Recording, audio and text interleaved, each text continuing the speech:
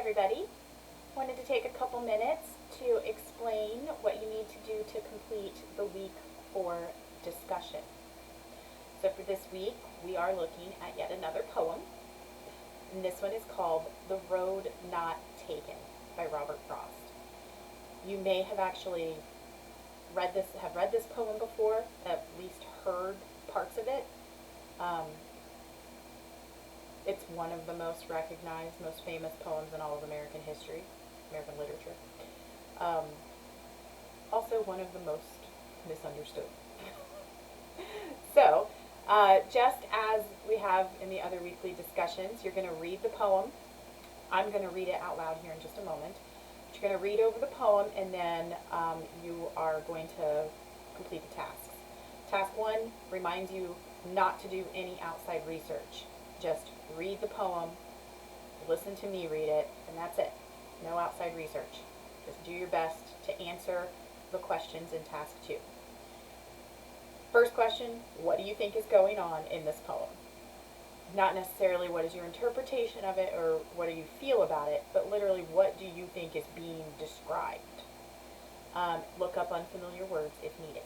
And then question 2 is, what are the words or images in the poem itself that support your answer to question number 1? How did those words or images help you make you think you're right? Okay. So the poem again is The Road Not Taken by Robert Frost.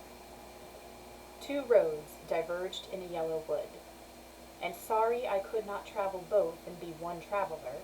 Long I stood and looked down one as far as I could to where it bent in the undergrowth. Then took the other, as just as fair, and having perhaps the better claim because it was grassy and wanted wear, though as for that the passing there had worn them really about the same. And both that morning equally lay in leaves, no step had trodden black.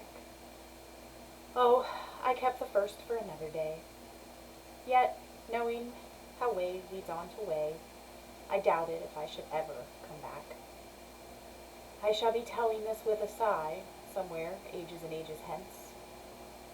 2 roads diverged in a wood, and I took the one less traveled by, and that has made all the difference. So, answer the questions in task 2. No outside research. Okay, just do your best. Remember, do your best to have your initial response to the poem and the questions posted by Thursday at 11:59 p.m.